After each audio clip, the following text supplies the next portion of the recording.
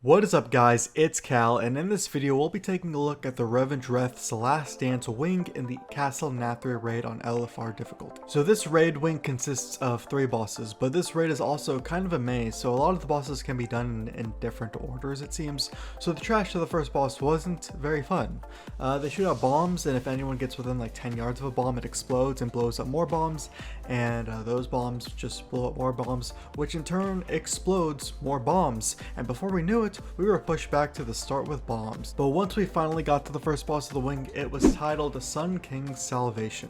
Now this is actually a healing centric boss. Similar to Valithra in ICC, you'll see kael'thas is chained up and the fight is over once he's healed and reaches full health. So your raid just has to kill the onslaught of enemies that spawn while this is going on. Now I was getting some weird latency lag where I couldn't attack, but everyone else was still moving fine, so I can still explain the fight. The only things really worth mentioning are kill and interrupt everything you can.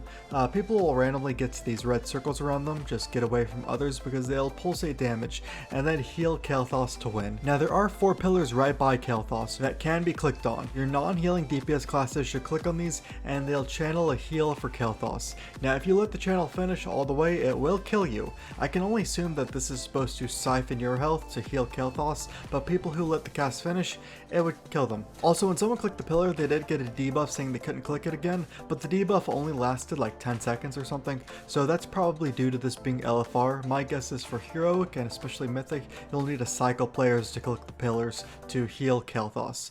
Other than that, once kael'thas reaches 50%, a blood vision of him will appear that you just need to kill, and he can't be healed while this blood vision was up. It would spawn again when kael'thas was at like 90% health or pretty close to 100, and that's it. Once kael'thas reaches 100% health, the fight was over. Next fight is Artificer Zymox, and I actually really like this fight. So attempt number 1, we obviously had no clue what we were doing. I got selected by this big glowy yellow thing.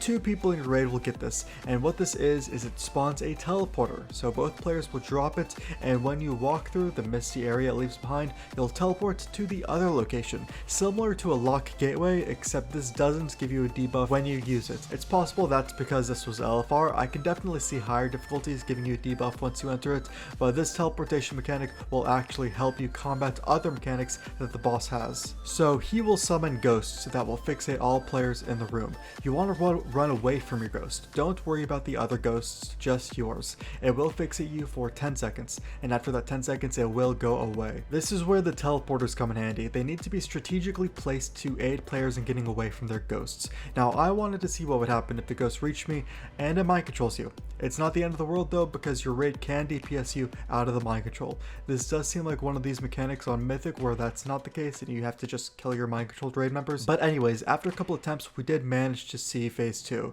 3 big blue seeds will spawn around the room that after 10 seconds or so will explode and kill anyone within 50 yards of them.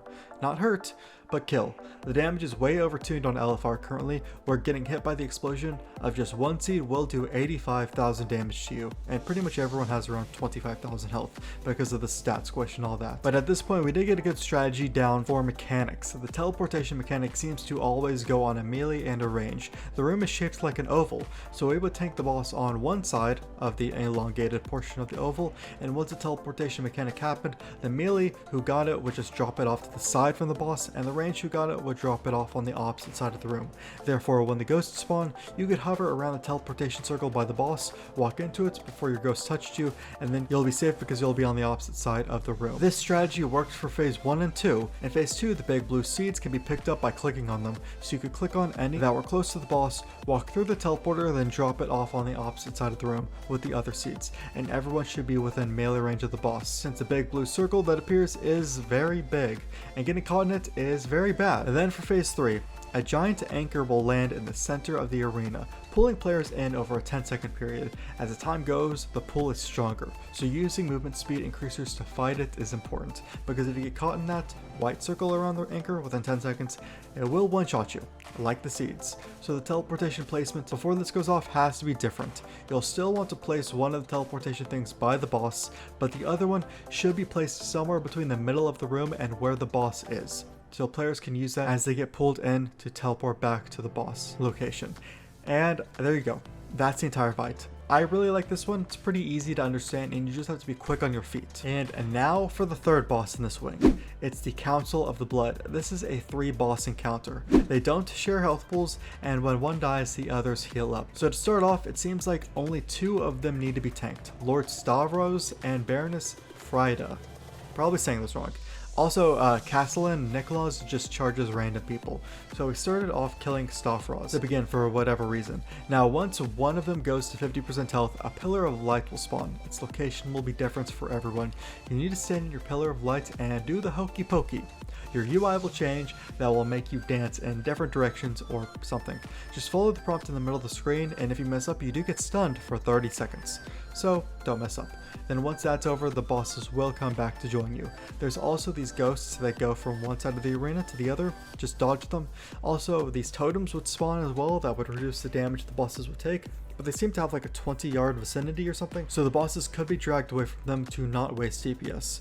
Once one dies, the other 2 heal up and become empowered. Also, Niklaus needs to be tanked now. They will affect a random player with an ability called Scarlet Letter. It will shoot them to one side of the room, and they'll explode after 10 seconds, doing split damage onto themselves. So some players need to hurry and stack on them to split the damage. Taking the bosses in the center at this point might be the strat since it's random what side the player is flung to.